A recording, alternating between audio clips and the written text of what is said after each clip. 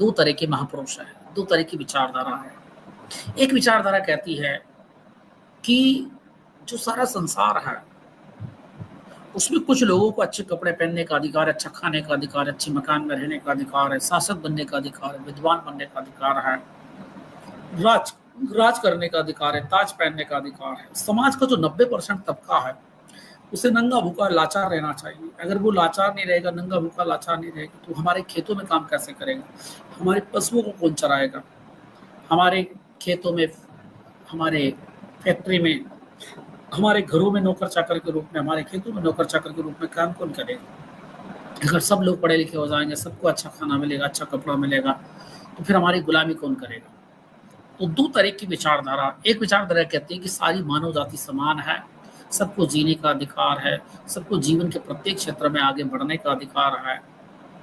सामंतवादी, पुरोहितवादी, पूंजीवादी, चाहे वो किसी भी देश के, वो ये कहते हैं कि नहीं, सबको पढ़ने का अधिकार नहीं होना चाहिए। अगर सब पढ़े लिखे हो जाएंगे तो लोग सवाल करेंगे। शासन सत्ता में बैठे हुए लोगों से, धर्म सत्ता में बैठे हुए लोगों से सवाल करेंगे। इसलिए सबका पढ़ना लिखना जरूरी नहीं। एक औरत को पढ़ाने का क्या मतलब है? उसे बच्चे पैदा करना है और घर का काम करना है, थोड़ा बहुत तो अपने पति के साथ या पिता के साथ या लोग इसको चढ़ने का काम करना है, थोड़ा बहुत तो अपने पति से सवाल करेंगे। इसलिए सबका पढ़ना लिखना जरूरी नहीं। एक औरत को पढ़ाने का क्या मतलब है? उसे बच्चे पैदा करना है और घर का काम करना है, थोड़ा बहुत तो अपने पति के साथ या पिता के साथ या वो अपने खेतों में काम कर लेगी, घरों में काम कर लेगी। उसको पढ़ाने का क्या मतलब है? एक नाई को पढ़ाने का क्या मतलब है? कुम्हार को, एक धोबी को, एक दर्जी को, एक तेली तंबोली को, किसानों को पढ़ाने का क्या मतलब है? सुनार से लेके चमार तक, से लेके कहार तक, जितने भी दस्तकार हस्तकार है, इनको पढ़ाने से कोई मतलब नहीं है। इनको अनपढ़ रखा जाना चाहिए। अनपढ़ रखे और पीढ़ी दर पीढ़ी ये अपने बाप दादाओं के धंधे करते रहे, तो ना तो कॉलेज खोलने की जरूरत, ना स्कूल खोलने की जरूरत, ना कोई कंपटीशन, ना कोई प्रतियोगिता परीक्षा, ना कोई बेरोजगार या रोजगार कार्यालय की समस्या। तो सभी जातियां अपना अपना काम करें, जे को काम जे के साझी, और करे तो डींगाबाजी। कबीर ने कहा कि नहीं, ये गलत चीजें हैं। किसी भी इंसान की, उसके अंदर जो प्रतिभा है, वो जीवन में क्या करना चाहता है, वो कवि बनना चाहता है, वो नाटक लिखना चाहता है, विदेश जाना चाहता है, या अपना व्यवसाय बदल करके दूसरा व्यवसाय करना चाहता है, तो उसमें आपको क्या दिक्कत है? तो हमारे भाई भतीजों ने कहा नहीं नहीं, आप पिछले जन्मों के पापी हैं, इसलिए आप जिस जाति में, जिस कुल वंश परंपरा पैदा हुए, आपको वैसा ही रहना है। कबीर इसका खंडन करते हुए कहते हैं कि तुम्हारी विचारधारा और मेरी विचारधारा एक नहीं हो सकती। वो कह, जब कबीर ने बातें बताई कि भाई ये गलत है, उन्होंने कहा गलत कैसे है? ये तो ईश्वर ने कहा है ना, ये तो हमारे शास्त्र में लिखा है ना, ये तो सदियों से परंपरा है हमारी। आप उस परंपरा का खंडन कैसे कर सकते हैं? आप ईश्वर का खंडन कैसे कर सकते हैं? आप शास्त्र का।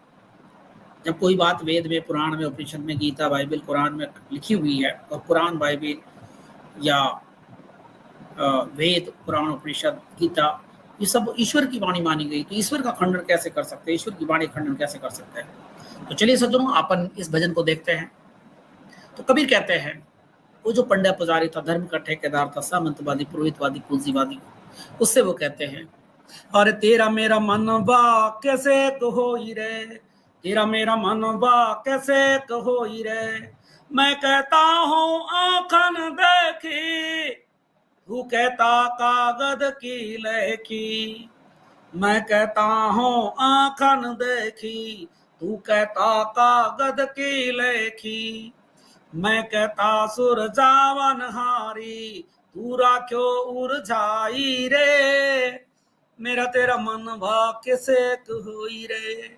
है सामंतवादी, है पुरोहितवादी, है पूंजीवादी, है मनोवादी, तेरा मन, तेरा मस्तिष्क, तेरा जो विचार है, तेरा जो सोचने का दृष्टिकोण है और मेरा सोचने का दृष्टिकोण एक कैसे हो सकता है? शोषक और शोषित का दृष्टिकोण एक कैसे हो सकता है? सांप और मेंढक का दृष्टिकोण एक जैसा कैसे हो सकता है? तो तेरा मेरा मनवा कैसे होई रे, मैं कहता हूँ आंखन देखी, तू कहता कागज की लेखी, मैं कहता सुर जावन हारी, तू राख्यो उरझाई रे, मेरा तेरा मनवा कैसे होई रे। कबीर कहते हैं, मैं आंखन देखी सच्चाई देखता हूं, मैं अनुभव करता हूं, मैं रिसर्च करता हूं, मैं जनता के बीच में जाता हूं, मैं देखता हूं कि इंसान हर प्रकार के कार्य कर सकता है, हर प्रकार की उसको अपॉर्चुनिटी मिलना चाहिए, और वो अपने जाति धंधों को छोड़ करके अगर दूसरा कार्य करना चाहता है उसको आज़ादी मिलना चाहिए। अगर वो वक्ता बनना चाहता, विद्वान बनना चाहता, विदेश जाना चाहता, तो उसको आज़ादी मिलना चाहिए। लेकिन कबीर कहते हैं कि भाई मैंने तो ये सारा जांच लिया है, रिसर्च कर लिया है, लेकिन तू कहता, बार बार कहता है ये शास्त्र में लिखा है, ये वेद में लिखा है, पुराण में, गीता में, पुराण में, उपनिषद में लिखा है, कुरान में, बाइबल में लिखा है। मैं तेरे कागज में लिखी हुई बातें क्यों मानूं? तूने अल्लाह की आड़ में, ईश्वर की आड़ में, गॉड की आड़ में, खुदा की आड़ में, परमात्मा की आड़ में ना जाने क्या क्या लिख लिया। हमारे बाप दादा तो अनपढ़ थे, नाई, कुमार, धोबी, दर्जी, गुजर, सुंदर, दांगी, यादव, जाट, पाटीदार, पटेल, ये सारे लोग अनपढ़ थे। तुमने ईश्वर के नाम पर कुछ भी लिख लिया, हमें क्या पता, हम तुम्हारी बात क्यों माने। और मैं कहता सुरजावन हारी तू राख्यो उरझाई रे। अब तुम्हारे शास्त्रों में बातों को सुलझाया कहाँ गया है, उसमें तो उलझा दिया गया है। एक आदमी को आपने घोषित कर दिया, हजारों सालों से इस देश की जातियों को घोषित कर दिया तुम पिछले जन्मों की पापा आत्मा हो, इसलिए तुम गरीब हो, इसलिए तुम नंगे भूखे हो, इसलिए तुम अनपढ़ हो, इसलिए तुम झुग्गी झोपड़ियों में रहते हो। तुम्हारे पास समस्याओं के हल का तो कोई उपाय ही नहीं है। तुमने हर समस्या के लिए पिछले जन्म को और पिछले जन्मों के कर्मों को दोषी मान लिया। इससे समस्या का हल नहीं निकलेगा। समस्या का हल तब निकलेगा जब हम अगले पिछले जन्म के चक्कर में न पड़ करके मनुष्य का फर्स्ट एंड लास्ट जन्म माने और उसके जीवन की समस्याओं को हल करें। उसको पिछले जन्म का पापी मान करके, 84 लाख योनियों का पापी मान करके हम उसके जीवन की समस्याओं का हल नहीं कर सकते। तो मैं कहता सुरजावन हारी तू राख्यो उरझाई रे। मैं बुद्धिवाद के बाण से समस्याओं का हल चाहता हूं, लेकिन तू पुनर्जन्म के, परलोक के चक्कर में, 84 लाख योनियों के चक्कर में उलझा के रखता है। मैं कहता कि जागत रहियो तू रहता है सोई रे। मैं कहता निर्मोही रहियो तू जाता है मोही रे।